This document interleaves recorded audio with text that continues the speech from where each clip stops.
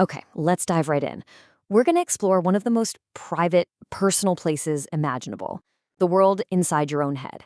You know, that hidden canvas where you replay memories, dream up new ideas, and picture the future.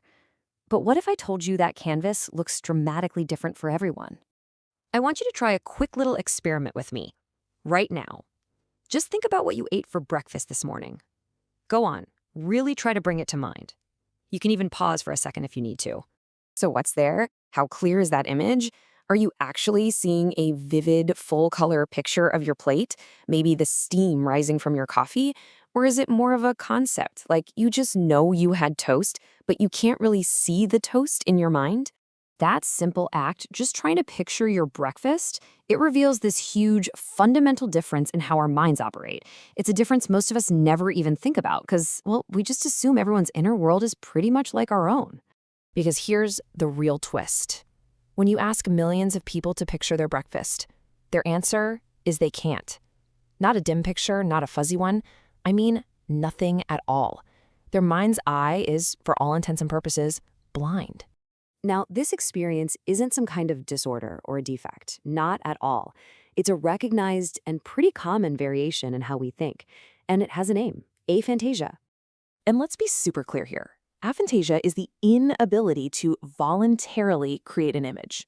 Someone with aphantasia absolutely remembers what their breakfast looked like. They just recall it as a list of facts and details, not as a picture they can pull up and look at.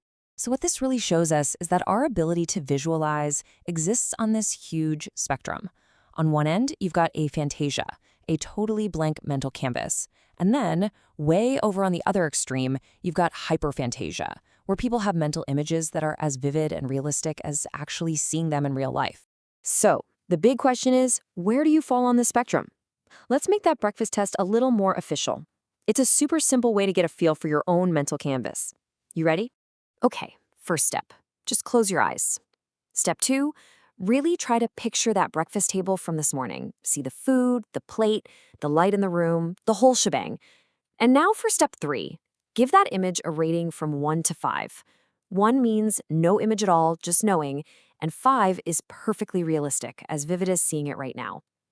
Go ahead, pick your number. All right, you got your number? Awesome. Now let's take a look at what that rating might mean and find your spot on this incredible map of human imagination. So let's break this down. If you rated yourself a 1, you might have something called aphantasia.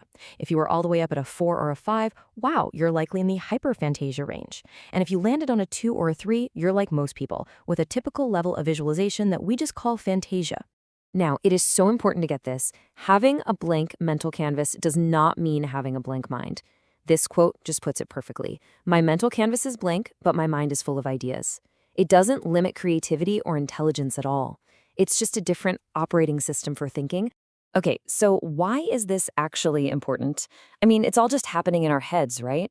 Well, this invisible difference in how we all process the world, it has some very real-world effects on all of us. I mean, think about how deep this goes. It completely changes how we store memories. Are they like a movie you can rewatch, or are they more like a story you tell yourself? It shapes our learning styles. A student with hyperphantasia might love charts and graphs, while someone with aphantasia might be way better with abstract logic and text.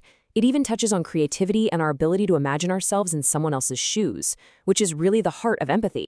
And I really need to stress this. There is no better setting on this spectrum. A super vivid mind's eye can be an amazing gift for an artist, but it can also make traumatic memories feel way too real. Aphantasia might make it tough to picture a finished design, but it could be a superpower for an engineer, letting them think in pure, abstract systems without any distracting images. Every point on the spectrum has its own unique strengths. So, when you boil it all down, the real takeaway here is about self-awareness.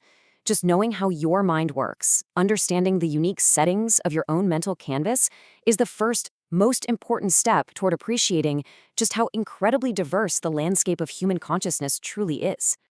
And that leaves us with one last, kind of fascinating thought to ponder. If our internal experiences of something as simple as breakfast can be so radically different from person to person, what does that really mean when we talk about a shared reality? What are we missing when we assume that everyone sees the world, both inside their head and out, in the exact same way we do?